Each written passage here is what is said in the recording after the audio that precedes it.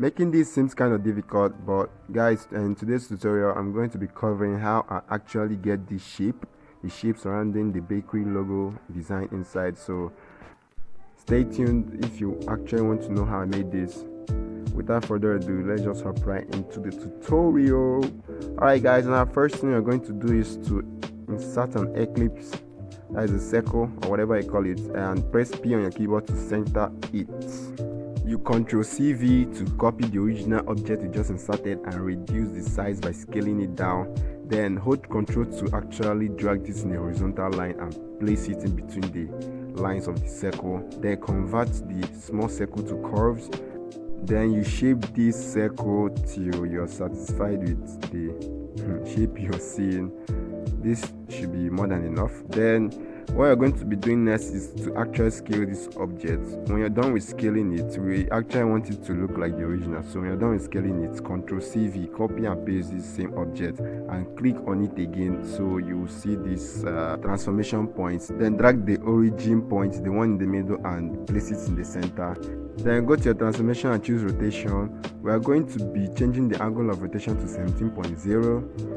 Yeah, insert that, and the number of copies, just one is okay because we want it to be in order. If you watch, as you are clicking apply, it's actually going around the origin point we dropped at the center. You can actually experiment with this if you want, but no problem.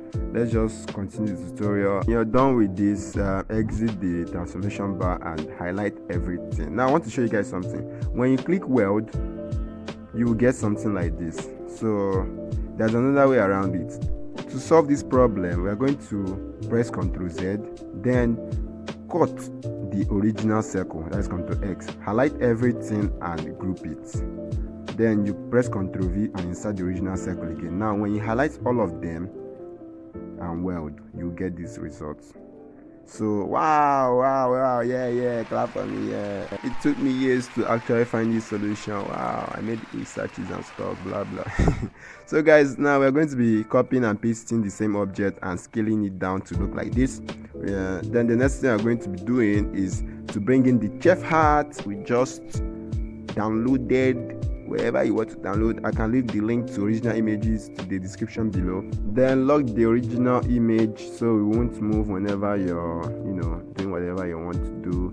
Now choose your pen tool and start tracing this.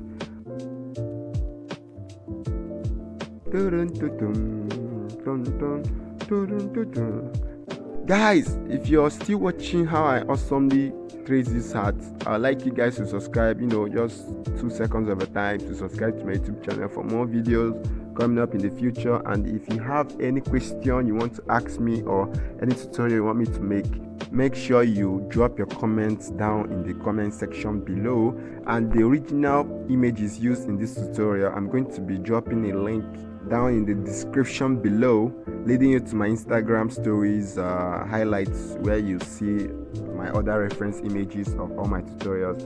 Now guys, you might be wondering why I'm making like a bakery series tutorial.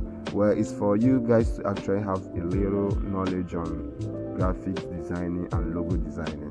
I'm also planning on making some series in the future, so I hope you guys stay tuned and follow the tutorial so you get to use Corel Draw better. There's so many things you can do with Corel Draw, but the main aim of creating this channel is actually to show you guys that with Corel Draw you can actually use Corel Draw and make digital art, the one you see people using Photoshop and stuff, those type of painting.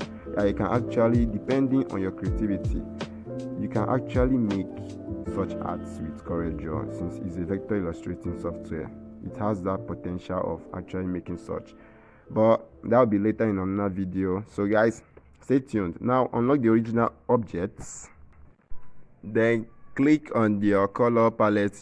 Choose any color you want, but we are going to be using black. Scale it up, and let's just add some more details to it.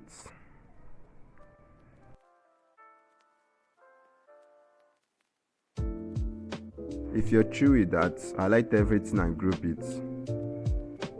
After grouping it, just adjust some things and scale it down. Then the next thing we are going to be doing is to bring the original image in front of the one we just designed. Now what we are going to be doing next is to actually trace this mustache, beard gang.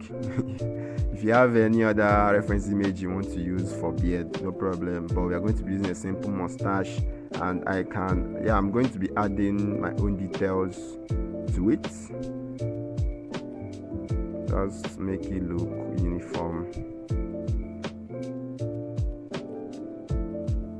When you're done with that, you now draw some, like a little beard under the lips or something. Just make it's not a must though, I'm just adding it so it will look like the original. Now remove the original image and highlight the mustache you just drew.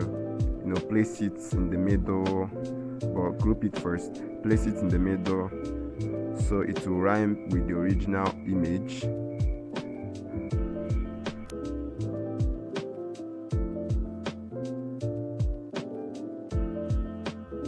Now we are going to be adding the bakery text. Type in bakery or any other text you want, depending on your design or what you're trying to follow in this tutorial. Now when you're done with that, we're going to be using the font style COREL. Just scale that up whenever you're done with it. Scale it up, adjust, there's just editing, edit it so you get the right proportion and size you want. And press P on the keyboard to center it so you can actually bring it down under the logo design we just made there.